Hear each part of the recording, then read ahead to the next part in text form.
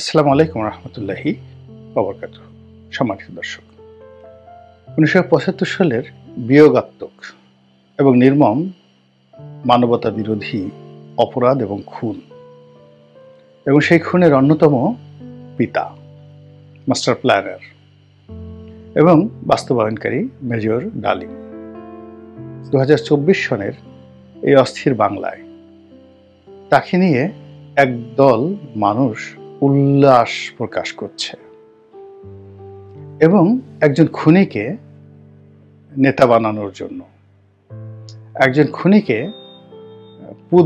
পূজনীয়, সম্মানীয় নায়ক বানানোর জন্য বহু মানুষ সংঘবদ্ধভাবে পর্দার আড়ালে এবং পর্দার আড়ালের বাইরে রঙ্গমঞ্চে, নাট্যমঞ্চে তারা নৃত্য করছে এবং এটি আমাদের এই বর্তমান জমানার কত বড় দুর্ভোগ এবং দুর্দশার কারণ এবং এটি আমাদের মানসিক বৈকল্যতার কতটা কারণ হতে পারে সে বিষয়টা নিয়ে মূলত আলোচনা করব। এখন যারা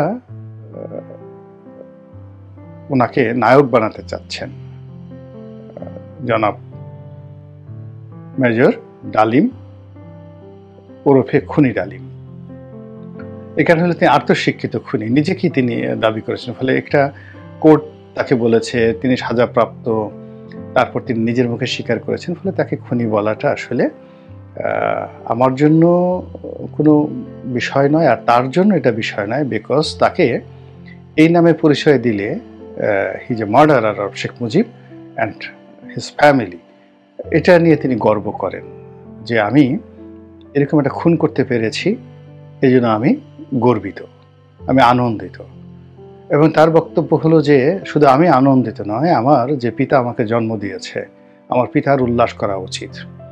এবং তার এই খুনের কারণে তার ভিতরে এরকম দম্ভ যে আমার মতো শ্রেষ্ঠ মানুষ এই পৃথিবীতে আর দ্বিতীয়টি নেই। এই বাংলায় আমি জন্ম নিয়েছি বলেই এই বাংলা এত সুন্দর, আমি শেখ মুজিবকে খুন করেছি। এরকম একটা আত্মতৃপ্তি যদি না থাকে, তাহলে এই হত্যাকাণ্ডের এত বছর পর তিনি এখন বৃদ্ধ হয়ে গেছেন, তার বয়স এখন 78 বছর, 78 ইয়ার্স। তো এই 75 বছর বয়স নয় যেটা তিনি সেখানে বলেছেন, কাগজপত্রে তার বয়স 78 ইয়ার্স, 78 বছর।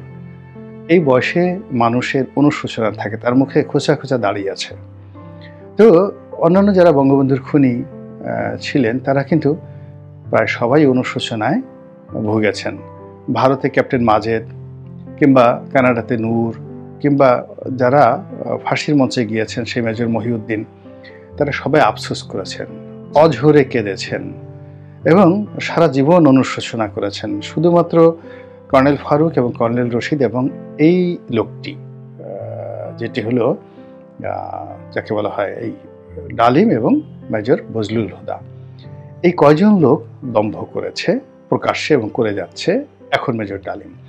বাকি যারা ছিলেন মোরালে সবাই কিন্তু অনুশোচনা করেছেন। কেউ বলেছেন যে আমি বাধ্য হয়েছি, চক্রান্তের কারণে আমার কোনো ওয়ে ছিল না, আমি গ্রুপের মধ্যে পড়ে গেছি, ইত্যাদি ইত্যাদি নানা ঘটনা তারা বলেছেন। এবং তারপরেও তাদের সেই অনুশোচনার কারণে তাদের কর্মপন্থা তারা চেঞ্জ করেছেন, দাড়ি রেখেছেন, নামাজ পড়েছেন, তওবা করেছেন, তসবিহ পড়েছেন, তাহলিল পড়েছেন, কিন্তু শাস্তি, দুনিয়ার শাস্তি এবং প্রকৃতির শাস্তি, মানুষের শাস্তি এবং আল্লাহর শাস্তি, এই দুনিয়াতে যা হয় এর কোনোটা থেকে তারা বাদ যাননি। এখন এই যে লোকটি 78 বছর বয়সে, তার মধ্যে কোনো অনুশোচনা নেই, বরং এই বয়সে তার মনে হচ্ছে যে তার এই কাজ করার মানে তার জন্য বিরাট একটা দায়িত্ব এবং কর্তব্য ছিল। এবং এখন যদি তার সুযোগ থাকতো তাহলে তিনি শেখ হাসিনাকে, শেখ রেহানাকে এবং শেখ পরিবারের বাকি যারা আছে এই সময়টাতে, যাদের সবার বিরুদ্ধে অভিযোগ এবং মানুষ যাদের প্রতি বিক্ষুব্ধ এই মুহূর্তে, তিনি যদি সুযোগ পেতেন এবং তাকে যদি কেউ এরকম সুযোগ করে দিতেন, প্রত্যেকটা মানুষকে তিনি নিজ হাতে ব্রাশ ফায়ার করে তিনি মেরে ফেলতেন এবং মেরে ফেলে তিনি আবার দম্ভ করতেন যে আমি মেজর ডালিম বলছি। এরকম একজন বীর পুরুষ, সেই বীর পুরুষকে নিয়ে যারা মাথা করে নাচছেন, তারা প্ল্যান কি? তাকে কি বানাবেন? তাকে আগামী দিনে রাষ্ট্রপতি বানাবেন? এর কারণ হলো তাকে প্রধানমন্ত্রী বানানো যাবে না। প্রধানমন্ত্রী ছোট পদ, এর কারণ হলো তিনি একজন রাষ্ট্রপতিকে মেরে ফেলেছেন। তো যে রাষ্ট্রপতিকে মারতে পারে সে তো রাষ্ট্রপতির নিচে অন্য কোনো পদ পদবি পেতে পারে না। ফলে বাংলাদেশের যে শাসন কাঠামো, সাংবিধানিক কাঠামো, এটা পরিবর্তন করে প্রেসিডেন্সিয়াল ফর্ম অফ গভর্নমেন্ট তৈরি করে মেজর ডালিমকে নিয়ে যারা উৎফুল্ল, তারা যদি তাকে রাষ্ট্রপতি বানায়, গণপ্রজাতন্ত্রী বাংলাদেশের রাষ্ট্রপতি বানায়, তাহলেই বোধহয় এই লোকটির উপযুক্ত যে পুরস্কার, সেই পুরস্কার তার যারা প্রমোটার, সেই প্রমোটাররা করতে পারে। আমরা সবাই জানি যে বঙ্গবন্ধু হত্যাকাণ্ডের পিছনে ভারতের একটা হাত ছিল, মার্কিন যুক্তরাষ্ট্রের একটা হাত ছিল, এমনকি পাকিস্তানের হাত ছিল। তার সঙ্গে সঙ্গে আমাদের স্থানীয় জনগণের যে বিরক্তি, ক্রোধ, ক্ষোভ, এটা ছিল। সেনাবাহিনীর মধ্যে প্রচণ্ড অসন্তোষ ছিল এবং তার এই খুনের সঙ্গে যারা সম্পৃক্ত অনেকেই তার দ্বারা ব্যক্তিগতভাবে ক্ষতিগ্রস্ত হয়েছেন। এটা সত্য কথা, এতে কোনো সন্দেহ নেই। কিন্তু তার বিনিময়ে তাকে খুন করতে হবে, এটি পৃথিবীর কেউ কখনো আজ পর্যন্ত স্বীকার করেনি। এবং বাংলাদেশের যে ঐতিহ্য, ইতিহাস, সেই ইতিহাসে বঙ্গবন্ধুর এই নির্মম হত্যাকাণ্ড, সপরিবার হত্যাকাণ্ড, এটি একটি কলঙ্ক হয়ে আছে এবং আরও হাজার হাজার বছর ধরে এটি পাঠ্য বইয়ে থেকে যাবে, মানুষের মনে মস্তিষ্কে থেকে যাবে। তো যেটা বলছিলাম যে আমাদের এই দেশে যারা খুনি হন, বাংলাদেশের দুর্ভাগ্য যে অনেক খুনি বাংলার সিংহাসনে বসেছেন। একজন সম্রাট ছিলেন মুজাফফর শাহ। তো এই মুজাফফর শাহ মূলত প্রেসিডেন্সিয়াল গার্ড রেজিমেন্টের একজন কমান্ডার ছিলেন। ইথিওপিয়া বাড়ি, আজকের যে ইথিওপিয়া একসময় আবিসিনিয়া ছিল, কাফরি। তো বাংলাদেশের যে ইলিয়াস শাহী বংশ, সেই বংশের যারা রাজা, তারা চিন্তা করলো যে এই প্রাসাদ রক্ষা করার জন্য এখন যেভাবে এসএসএফ আছে, তো ওভাবে তাদের জমানাতেও এসএসএফ ছিল, যারা মানে প্রাসাদ পাহারা দিত। তো সেনাবাহিনীর সবচেয়ে চৌকস দল, সবচেয়ে বিশ্বস্ত লোকদেরকে দায়িত্ব দেওয়া হতো। ওয়েল ট্রেন, গেরিলা যুদ্ধে তারা যাকে বলা হয় পটু, এবং একই সঙ্গে সঙ্গে তারা রাজার জন্য জীবন দিতে প্রস্তুত।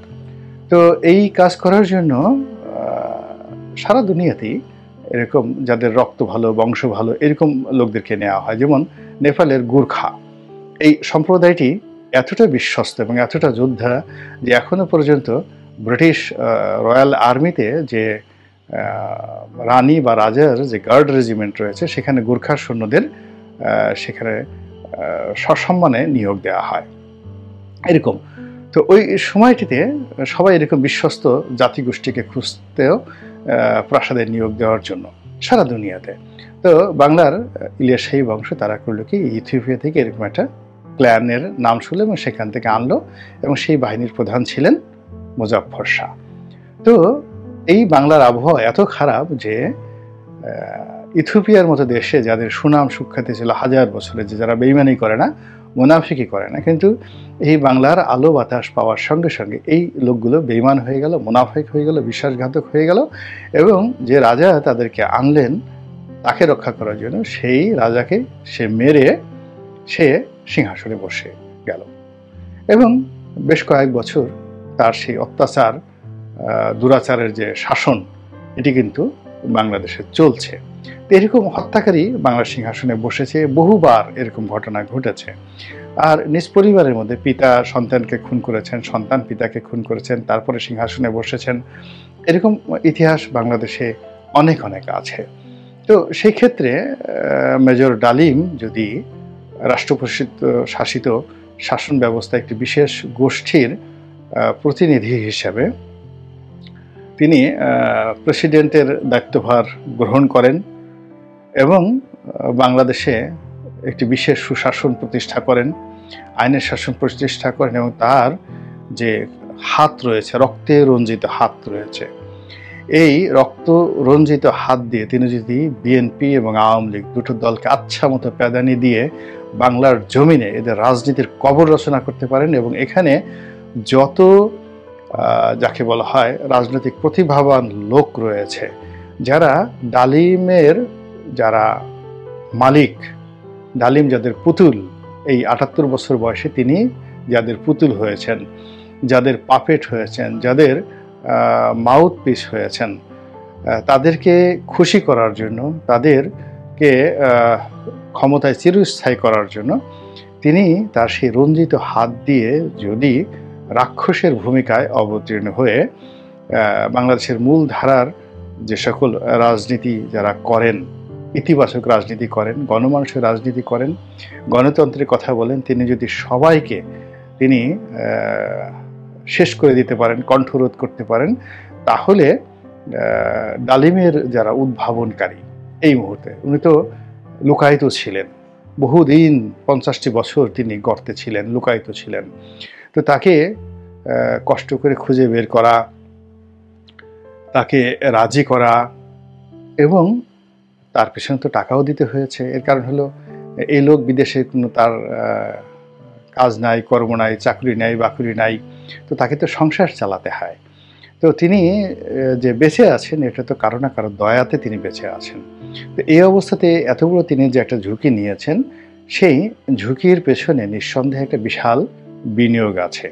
সেই বিনিয়োগ শত কোটি টাকাও হতে পারে, অস্বাভাবিক কিছু নয়।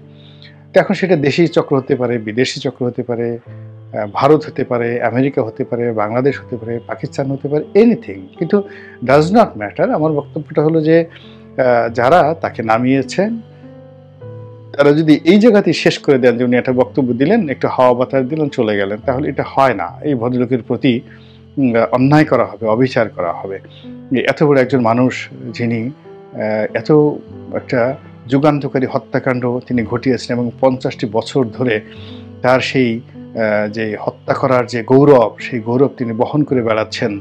বুক ফুলিয়ে তিনি সিনা উঁচু করে তিনি এখনও বলছেন, আমি বেঁচে আছি শেখ হাসিনাকে মারার জন্য, আমি বেঁচে আছি অন্যান্য যারা আমার সাথে বিরোধিতা করেছে, বেইমানি করেছে, তাদেরকে মারার জন্য। এরকম দুঃসাহসী সুপুরুষ বাংলাদেশে অন্য কেউ নেই। এমনকি কর্নেল ফারুক, কর্নেল রশিদ, তারাও হাউমাউ করে কেঁদেছেন। কিন্তু সেখানে তিনি এই সময়টাতে সাহস করে এসেছেন বা তাকে আনা হয়েছে, যারা এনেছেন তারাও তো যথেষ্ট সাহসের পরিচয় দিয়েছেন। তো এই সাহস এবং ইনভেস্টমেন্ট এখানে এবং ত্যাগ এবং তিতিক্ষা, তারা তো বাঙালি জাতিকে উদ্ধার করার জন্য একটা খুনির হাতে দেশের রাষ্ট্রভার তুলে দিয়ে পুরো একটা জাতিকে কোন পর্যায়ে তারা উঠাতে চাচ্ছেন, সারা বিশ্বকে চমকিত করে দেওয়ার জন্য, যে দেখো দেখো দেখো, আমরা একজন খুনিকে রাষ্ট্রপতি বানিয়েছি, আমরা একজন খুনিকে নেতা হিসেবে মান্য করি, দেখো দেখো দেখো, আমাদের রুচি দেখো, আমাদের বিবেক দেখো, বোধ দেখো, আমরা একজন খুনির প্রশংসা করি, আমরা একজন খুনিকে ভালোবাসি, আমরা একজন খুনিকে তোষণ করি। তো কাজেই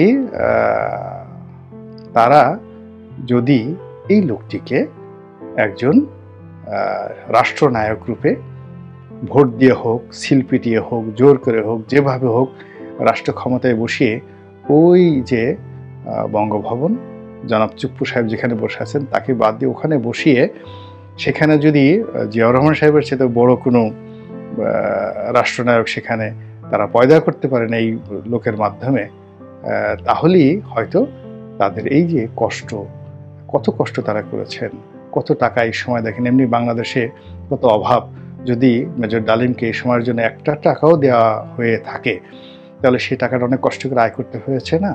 তো এই কাজ যারা করেছেন অবশ্যই তাদের সফলতা তাদের দেখানো উচিত এবং বাংলার মানুষকে একেবারে চোখে আঙুল দিয়ে দেখিয়ে দেওয়া উচিত তারা আসলে কি করতে চান এবং কি করতে পারেন।